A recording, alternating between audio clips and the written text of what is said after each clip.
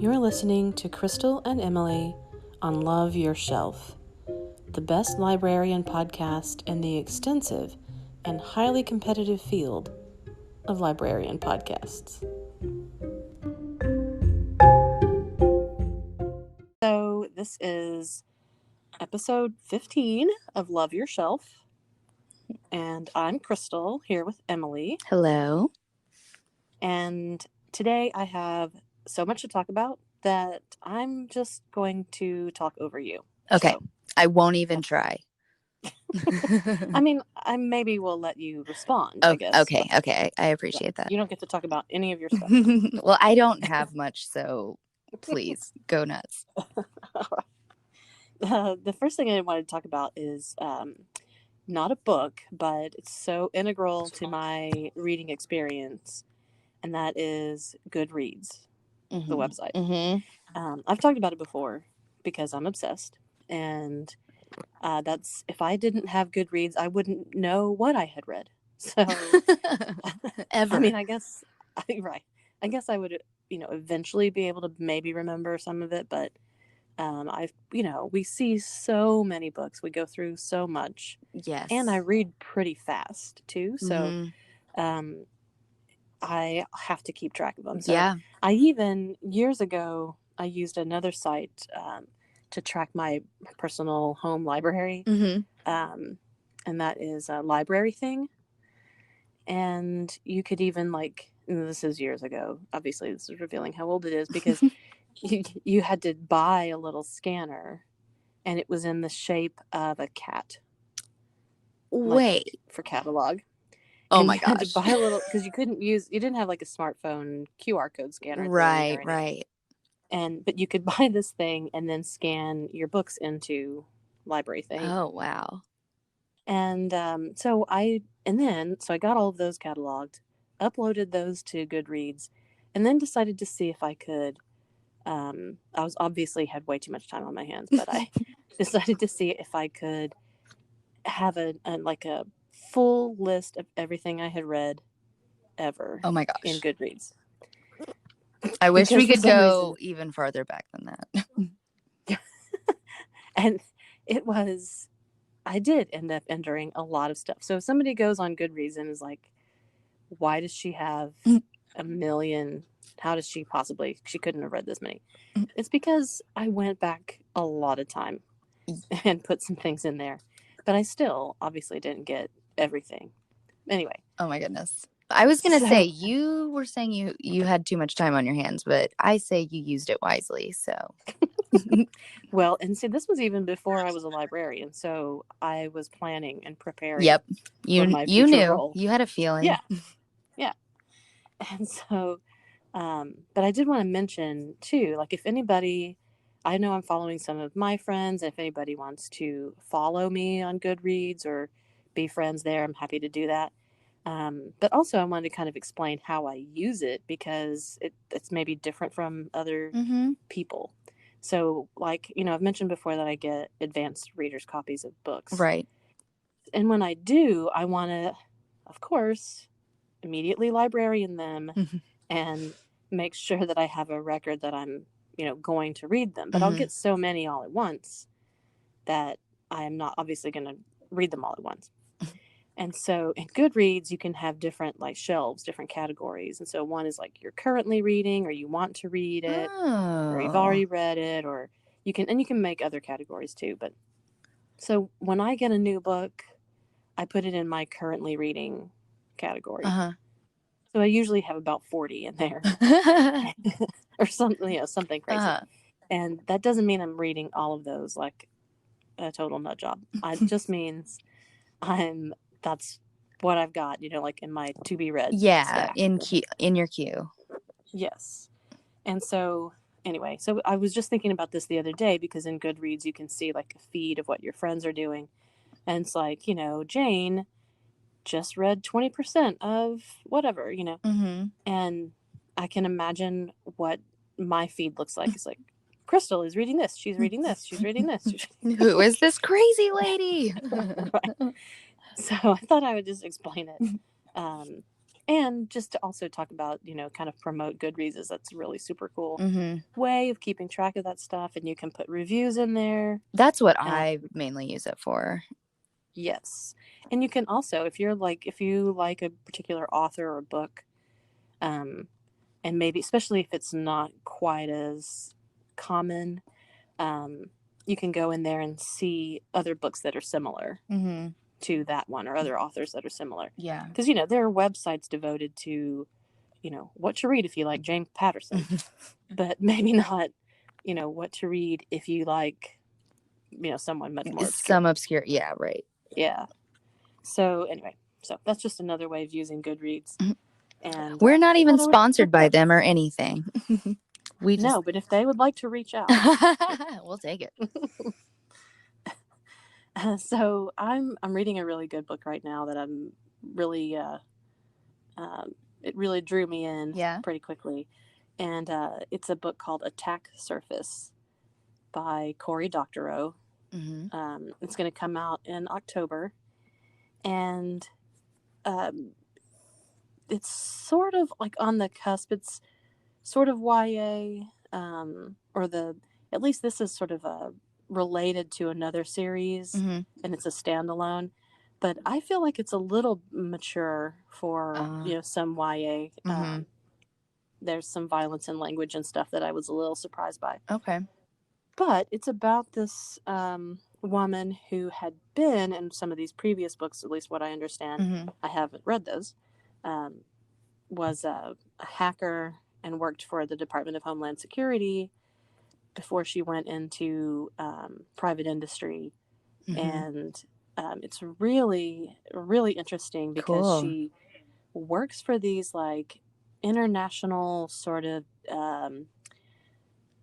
dark web companies, and they supply all kinds of software and technical assistance to these really despicable regimes all around the world. And then so she'll do that, and then on her own time she will help out whoever is trying to resist those regimes. And so she tries to like play both ends against the middle. And wow. Yeah, it's really good, and it's very timely. Yeah, it's goes on about protests and how social media and things like that play into. I mean, they're so important to creating those movements and sustaining them. But also the opposite. Exactly. They can be the way to tear them down and disrupt them and all that. So, yes. So, it's very good. People should look forward to when that comes out in a couple months. And Cory Doctorow also has a couple of blogs. One is called craphound.com. And he just sort of talks about his books there, does readings of them and stuff like that. The other one is pluralistic.net. And there a lot of these are pretty highly tech heavy books, as you can imagine, kind of goes in deep into that world. And so his interest in all of those kinds of things come out in pluralistic.net. Cool. So yeah, I recommend both of those if you're interested in that kind of stuff. What else you got for me? What else? Oh, so now this is not one that I've read, but I have to admit that I had read part of it years ago, and it's the new sequel to the Twilight series, which is Midnight Sun. I just wanted to make sure that everybody knows that it's out. We have a copy of it, and Twihards can rejoice and get in line, put it on hold, whatever you need to do. Wait, did you say it's a prequel? Well, it's the story of Edward. Oh, so it's like see, like I didn't even. I knew this was happening, but was not clear. I'm clearly not a Twihard. Sorry. Right. So it's like his first person perspective on the first book. Oh, that's interesting. Yeah. And so we have it as a book. We have it as an ebook. I've just figured we were talking about it earlier, and we had the book for a little while, and we just had the first person come in and check it out. And she was so excited, by the way. Um, and so maybe people don't, or maybe they don't realize that we have it, that we're open, but Okay, I want to yeah. make sure that people know you can't get that from us. Well, and another, I guess, extension onto a popular series. I didn't realize until recently that, the Hunger Games, that totally left my mind for a second. That the Hunger Games has a prequel. I know it's out. It's been out since May, but we just ordered it recently. But it sounds really cool. Yeah. Like it takes place during like the 10th Hunger Games, and President Snow as a young man is the protagonist. I don't know if he's a protagonist at all, but the main character. But yeah, I thought that sounded really interesting. Yeah. Yeah, I listened to actually all of the Hunger Games series, but I never actually read them. Yeah. But listening to, I mean, I guess it's the same thing. But Yeah, you got the story. yeah, but I enjoyed it, and I was surprised by. I hadn't really at that point read much YA, Right. so I was really surprised by the And I have to scope of it and remember too, everything. yeah, because it came out in like, I don't know, I was maybe 20 when I read it, 2010-ish. And it's just interesting how I keep using the word interesting. I can't think of any other words. It is interesting how, again, sort of timely some of this is. And that was a while ago. So, anyway, if anyone's interested in that, I just realized and thought about it that I think we should have it. And of course, I can't remember the title. For The prequel to, yeah. no, I can't Oh, think. The book she's trying to remember here is The Ballad of Songbirds and Snakes by Suzanne Collins. I can't. Anyway, y'all can do a Google. You know, I would, but my Oh yeah, keyboard clatters, so we wouldn't even be able to hear us speak over it. right. No, that's okay. Anyway, so so speaking of revisiting an author, you know, like the Twihards, this next book that I just started is by Christopher Paolini, who wrote Aragon. Yes. Okay. Which I hadn't read, but I know how super popular it was and is. I think it's a trilogy called The Inheritance Cycle. Yeah, I haven't read it either, but I know who he is. Yeah. Yes. And so that his first book, which was at least a decade ago, I'm not certain exactly the year, but it was first published when he was 19. Oh my gosh. Which I didn't realize. Wow. It wasn't on my radar. Can you imagine? But he's no being 19. I can barely imagine being 19. Being 19, period, right. Yeah. He wrote his first adult novel. It's called To Sleep in a Sea of Stars. And I was looking at it. I've got, just started it. And of course, Aragon is like fantasy, dragons, and all that kind of stuff. And this is more of a science fiction novel. Okay. And I noticed that it's kind of like you see with Stephanie Meyer, that the reviews of those books are so divided. It's like you either love it just passionately or you hate it passionately. And yes. And so I was really struck by how both of those really, and I don't know if it's because if you come across it, which is what it looked like to me, at least, the people who were really excited about his new novel, the one that's coming out, they had started his original series when they were really young or younger. And so, they were super excited about it coming out. And then others were like, no, that's a bunch of hooey. Right. Well, that makes sense. Yeah. I can totally understand that. But anyway, I don't know what I'm going to think about it yet, but I have started it. It's so far, It's good. Okay. I'm It's interested to see gripping. which extreme you'll fall under. I know, me too. I don't fall under a lot of extremes these days, honestly, but at least not about my opinion about books at all, but we'll see. Okay. Stay tuned. The next one is also has stars in the title, which just is a coincidence. But it's called The Pull of the Stars by Emma Donoghue. And this is another timely tale, but in a different sense. So as we know, right now everybody can spout off all the statistics and facts. Right. The Great Influenza in 1918. It was the anniversary a couple years ago, and so this writer was sort of really interested in that in 2018 because of the anniversary. And then, of course, right before she's going to publish this book, we have coronavirus. Oh, and so, my gosh. Yeah. So she's probably going to be raking in the Really? dough. Couldn't have planned that any better, man. Yeah. I mean, at least somebody's benefiting from the whole. God bless her. And so it's set in Ireland in 1918, this book. So it's like the end of World War I. And then you've got this deadly virus that's, just wiping everybody out. Yeah. And so the main character is a nurse, or she's coming in to work with a nurse, basically. Man. And there's also the Sinn Féin rebellion going on. So it's a lot of drama.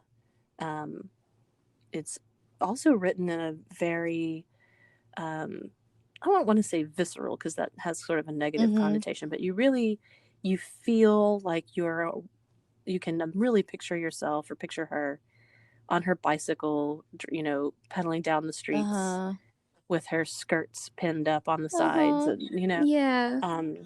So you really, really, so far I was, really drawn into it. So I'm looking forward to it. Yeah, I am too. And there's also one of the characters in the book was based on a real person. So love that always. I know. I do love a historical fiction. So you feel like, hey, it's like you're taking your vitamins when you're reading. Yeah. Oh my gosh, it's so true. Well, yeah, and I'll always do a deep dive after reading or watching something like that, and I like to get the facts straight and see what they threw in there, what they made up. Yeah, that sounds really, really cool. Yeah, you get to do your rabbit trails and all that stuff when you're reading something like that. Absolutely. The next book that I want to mention is one I read a couple of years ago, but a group that I'm in is reading it now as a book club, and it's called So You Want to Talk About Race. And I may have mentioned it before, but I can't remember. But it's by Ijeoma Oluo. And you did that beautifully. Thank you. Hopefully that's what it's supposed to be pronounced. But it's very conversational. It's very direct and honest, and it's by a really sensational, interesting, there's that word again, woman who just sort of lays it out and lays it on the line, and I'm really glad to be revisiting it with a group. So you know how that is. You have your reading experience, sure, especially if you've got some distance from it, and then it's nice to get some feedback from other people who are just kind of do it. Yeah, definitely. Yeah, I think that's a good discussion book. Yeah, for sure. Great. And then so that's basically the stuff that I've been reading. I think that's at least that's what I was able to pull from my Goodreads list. Otherwise, I couldn't tell you. I also been watching something on HBO. I don't know. We haven't talked about it, so I'm not sure if you watched it. The Vow, or maybe you did. No, and I haven't been clear on what it is or what's it about. So it's really please hard enlighten me to. if you Yes, can. I've only watched the first episode, but there's another one out or coming out this Mm-hmm. weekend, so it's on my list of things to Uh-huh. do. And most of the time, I don't care for these kinds of things. Like, here's like deep inside this weirdo cult or whatever. Right. Well, real quick, is it a documentary? Yes. Okay. Okay. I see. I wasn't So even it's, clear on that. yeah, well, I mean, and it's the way that it's presented, it's really not exactly, I mean, there's some interviews, but they have some interviews that are done for the documentary plus footage from years Uh-huh. ago that's Uh-huh. kind of intercut together. But it's about this. It was started out as like multi-level marketing, Mm-hmm. pyramid scheme stuff, Okay. but all of these very wealthy people became involved in it, and sort of B TV actresses all got involved in it, and then it turned into like a branch of it was doing some sort of um, I don't even sex slavery. Oh, I don't know. Just well, yeah, very that took a turn. So, exactly. and what are they called? Like, what do they call themselves? I think well they pronounce it Nexium, but it's like NXVM or I'm not Okay. sure. Just a bunch of letters, Okay. but it's founded by or sort of founded on the philosophy of this one guy, Mm-hmm. but these other people ran it for him. But he was kind of like the guru, but then there were all of these people who became like his next in command. And then Right. they had like that multi-level thing where you had this, you rise through the Mm-hmm. ranks and you get, your purple sash or whatever. And then you can go lead trainings for other people. Okay. And it's very weird because even the people who've come to, and like one of the main people, at least in the first episode, Uh-huh. is the director of a movie, of a documentary that I really liked years ago called What the Bleep Do We Know? Mm-hmm. And it was actually, I mean, like, it was super popular maybe 15 years ago when it came out. Uh-huh. And right after he made that movie and like made a name for himself, they recruited him into this group. Oh, wow. And yeah, so he like rises through the ranks, Uh-huh. becomes one of the most important ones, and they're interviewing him, and you can see how torn he is with. He was really in it and believed it and Uh-huh. thought that there was some really wonderful things happening, but now that he knows the reality of it, it's Whoa. you can see like that he's how the shame that's involved in it, Yeah, I'm sure. Which I don't know. and That's all of that is just in the first episode. oh my gosh, that's right. Well, And I am interested. I'm really interested in watching that. I think that's interesting. I'm just kidding. but it really is. Yeah. I mean, you really at first they I think they sort of approach, which is a good thing because it leaves you don't know exactly what all of it is Mm-hmm. at first. You're just kind of hearing this stuff about these people and this guy They and yeah, they did a this really company. great job with their marketing and not giving Hmm. away like I don't know, leaving you intrigued, but not giving away what it is at all. So Yeah. Well, I mean, part of it is this one actress who um, became like the, I don't know if she was the ringleader of mm-hmm. this like shadow group or whatever, Mm-hmm. but she would have these women um, get branded with her Oh my initials gosh. or with the cult leader's initials. Oh my gosh. And yeah, just, Well, it's like, and what's crazy to me is like when you I don't know, watching things about cults or Scientology, whatever, whatever it is, it's so easy to watch it and be like, I would never fall for that. What an idiot. But I always right. wonder like, would I be like Well, susceptible to something I to know someone that's the thing. Like charismatic and powerful like that? Like but these I'm people, if somebody had me, successful. yes, exactly. If somebody asked me to brand their initials into my body, I'm just going to say for the record, that's where I draw the line. Lots of other things. Tattoos, okay, but branding, no. No, I'm kidding. Well, I mean, you can cover up a tattoo but no, I'm just saying like that. No, yeah. Wow. I guess we all have our limits, Yeah, but yeah. I don't think I mean, maybe I'm just wrong. I haven't met the right cult leader, but I don't think I'm constitutionally inclined to being in a cult. Ultimately, I don't think I am either. Yeah. I just, I have too many of my own thoughts and stuff. well, and I'm always, I'm skeptical of anyone who's too charismatic. You know what I mean? Like, I'm like, I don't trust no, anybody. Yeah. you're manipulative and I can tell. Right. So you immediately, even if you want to fall under their spell, you're like, no. Yeah, no, walk away. So yeah, I think that if you're interested in that kind of thing, it's a very good documentary, and they're just now coming out with new episodes. Yeah, we'll have to start it. That sounds cool. Yeah. I'm also watching, I'm now thwarted and continuing to watch Better Call Saul. And Breaking Bad, I really loved. And Better Call Saul, obviously, is the sort of offshoot of that. You're gonna, I don't even want to tell you this, that I never watched all of Breaking Bad. And I don't know why. I don't know why, because I loved it. You're just silent. I just hung up. I quit. You're out.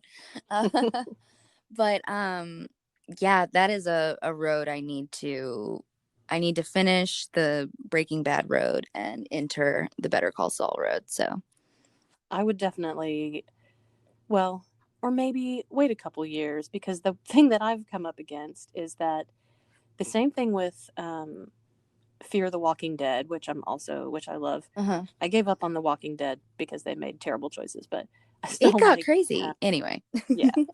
Fear the Walking Dead, I'm still watching. Cool. But AMC is pure evil. And so they release their seasons, and then 12 years later release the season on Netflix. Yes. Oh, and no, so, I know what you're gonna say. Yes. So I'm a cord cutter, and I don't have AMC. No. Because I don't have cable, but I have every streaming thing. But you can't watch the most recent season. Oh, no. For like 2 years. Do they is there a way to, I mean, I don't know if you'd even want to do this. Are you able to subscribe to the channel somehow? I spent way too much time yesterday just trying to do that, honestly. But no, because you can only watch it, like, I did. I have actually like AT&T TV service, and you get lots of channels with that. But with AMC, you only get the first 3 seasons of that show. Which is just, I'm telling you, it's cruel. That is cruel. I agree. I understand I'm so why sorry. they do it, but I think it's... Yeah, no, it's for torture purposes. That's the reason. Well, the problem for me is when you have a complicated show with lots of details, and you don't have... Yes. Like, it's very subtle. There's lots of subtle things that happen in each episode. So if you have to wait 2 years... You're not going to get that reference or get that joke or whatever. Yes, I know. Yeah, you lose all of that. I know. And so I ended up rewatching season 3 so that I could watch season 4. And then I went to watch season 5, and it's like, no. Oh. And for it to sneak up on you like that too. Oh. Oh, I'm so sorry. Almost threw it out the window. But anyway, so I recommend the show very highly. AMC needs to get their act together. Yeah, catch up a little bit. Yeah, everybody wants it now. Just let us have it. Don't you know pay that? For it. Yeah, just let us have it. So anyway, so then too, earlier today, I was ordering books for the library, and came across, or for some reason, this book was on sale in the website that I was looking at. And I came across a book called The Witch of Blackbird Pond, which is something that I read as a kid. So it made me want to start a new segment. And I don't know. We have to think of the perfect title for it, but But Flashback. I'm here for it. Yes. Flashback. What What did did we we think? favorites? Flashback favorites. Yes. That's what it should be. Frenzy? No, I'm just kidding. As many as you that can sounds in 30 stressful. seconds. Yeah. I don't need a frenzy. I'm like the opposite of that. Yeah, no. But so The Witch of Blackbird Pond, as soon as I heard that title and saw like the cover, I remembered being in third grade Oh my gosh. and writing a book report on it.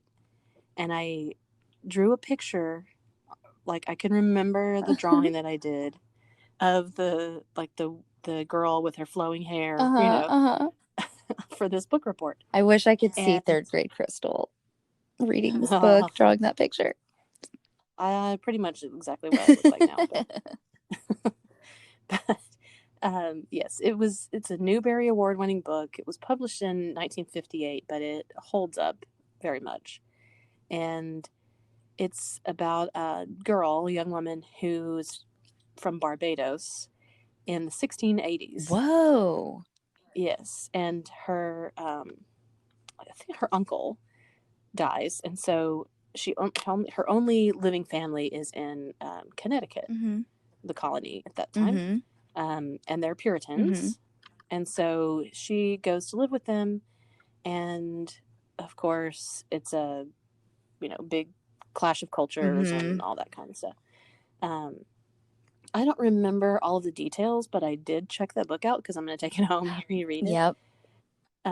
But I remember it having like very high drama because, of course, the witch aspect in 1680 in that part of the world was a problematic one. Mm-hmm. Yep.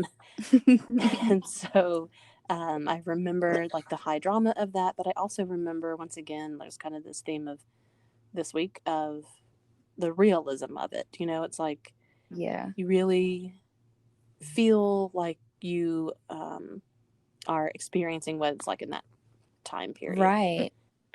But you also have this spunky, you know, young woman main character Yeah. who is different from everybody else, and so therefore has this different perspective, so that it calls all of those things into question. And Yeah.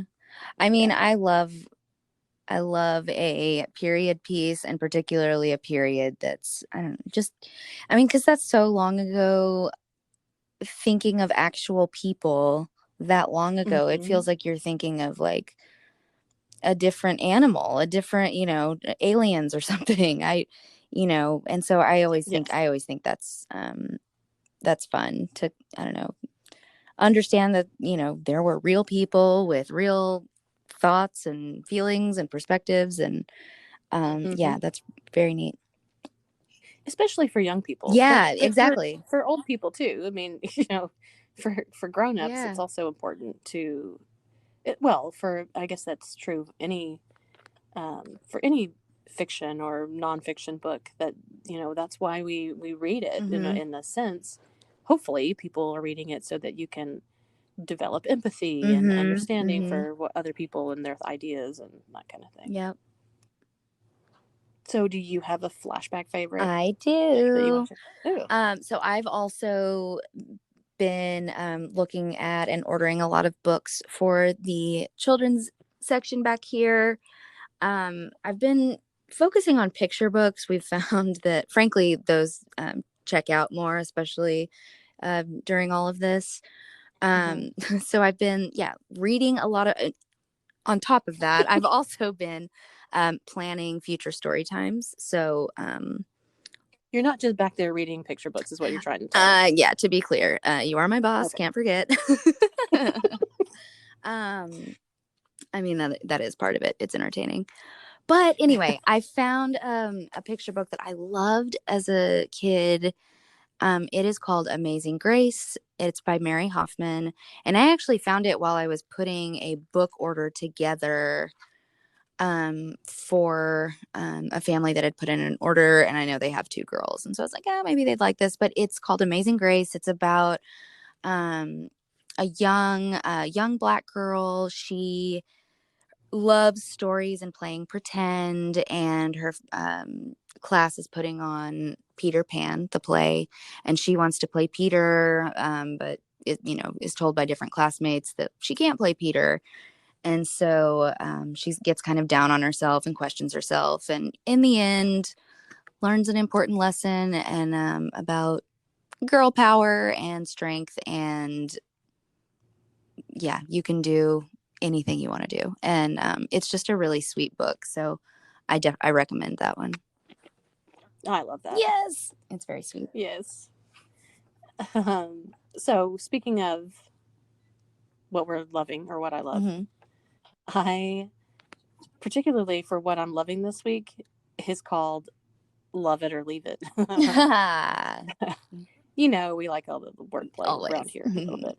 And so this is a podcast by John Lovett, not the comedian. Oh my God. John Lovett from Saturday Night Live. I was about to be like, whoa! I wish I could. I almost just on this podcast did an impression of John Lovett doing an impression, but I stopped myself just in time. So you're welcome. Oh my gosh. But I wish it had happened, but all right. You can imagine it. That's what all that reading does. It develops your imagination. Yep. You can picture me doing John Lovett. Okay, so the other John Lovett. The other John Lovett or Leave It is from Pod Save America. He and 3 other dudes were worked in the White House under Obama, and then they created this like media network afterwards. So they do Pod Save America, and his specific little offshoot of that is Love It or Leave It. And there was one specific episode where they're breaking down fairy tales and talking about how messed up they are. I thought was really great, especially after our summer of fairy tales. Yeah. But just to give you an idea of what it is, it's political, but it's breaks it down in these different segments. And one of them is like, it starts off with "What a week," which is just what's happened. It's so simple, but I love it. Exactly. And then the next, or one of the others, is called "Okay, Stop," which is when they have a clip of an interview or a speech, and then people are like, "Okay, stop," and they have to like comment on what just happened. Oh my gosh. And then they have one segment called "There's Just Like So Much Going On," and then they kind of go in depth into something. Or there's another one called "Too Stupid to Be True," where they have to pick out real and fake. Oh, go ahead. Where they have to pick out where it's real or fake. Yep. I was going to say, we're going to need to regroup and come up with more segments. We need more segments. Yeah, we've got flashback favorites, and we'll come up with more. But obviously they all need to be, they all either have to rhyme, have some sort of wordplay, or we'll see how that works out. Okay. Anyway, one of the last one I'll mention is the rant wheel, which we may need to have one of those too, where they have like a previously selected set of topics, and they spin the wheel, and then they have to talk about and rant. Oh, I love it. How much time do you have? Yeah, this could become a very long podcast. And before I'm going to ask you what you're loving this week, I'm going to have to say, and this is not going to be an ongoing, hopefully, segment, but right before we started this, I was doing an image search. So I thought, okay, today I'm going to talk about what I'm hating this week, because we're planning for our big read, which is, we've mentioned, is based on Circe and Greek myth and all of this stuff. So we're busy, like you're planning your story times and things like that for kids. I'm doing the adult version of that. And so I was making some flyers and making some promotional material. And I did an image search for hero. Okay. Because we're gonna have a part, one of the events or programs is going to be a heroic adventure quest. And so I did the search for hero, got some images, and then I did an image search for heroine. Oh my God. And every half of the images were blacked out and adult only. And the other ones were women in like Xena style bikinis and stuff. Why does a heroine have to not wear clothes? I mean, I guess does she need to be able to move around? I don't know. I can do that in clothes though.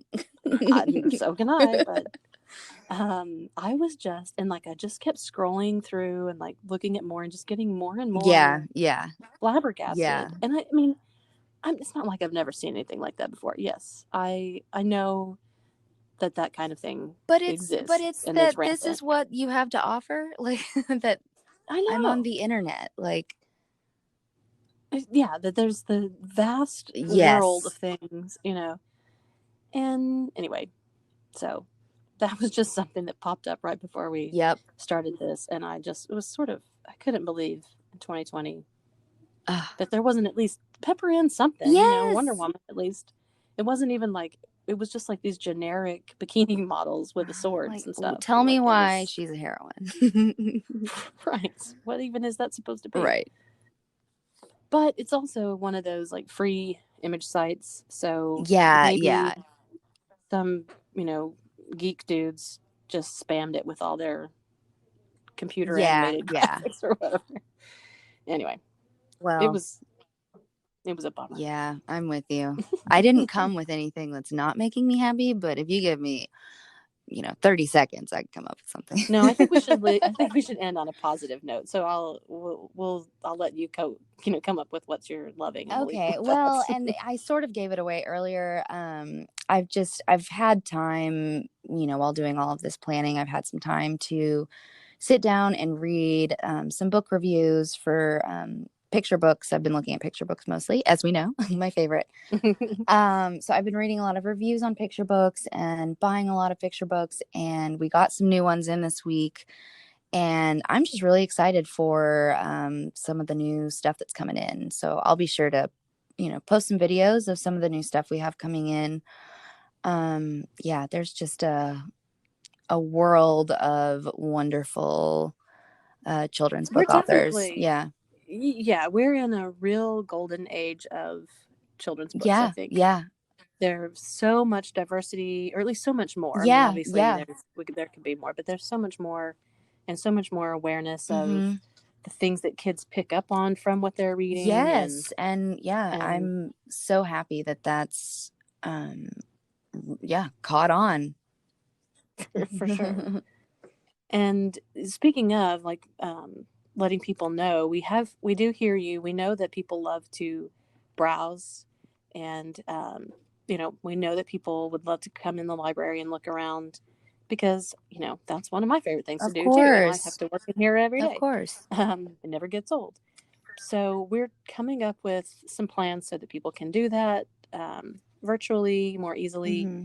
And so never fear, we are always trying to come up with ways to make the library better for you all. Yeah. So no matter the circumstances. Exactly. And so we've got some plans, and we're gonna, I don't know, unveil seems a little dramatic, but I say let's go with it. Yeah, we'll unveil our new way of browsing things here pretty soon. But so that is a lovely place to stop, I think. Okay. Children's books, perfect. Yay. We won't talk about anything else. And we'll wrap it up and see everybody, or hear everybody, or you'll hear us. You'll hear us. What's the way? Yeah, okay. Who knows what's going on? I'm hearing people. I'm seeing people, but you're not there. Oh, Crystal. It's time to go. I'm just kidding. Yeah, obviously, I need to wrap it up. So we will end it, and we'll talk to you next week. Talk to you later. Bye. Bye, y'all.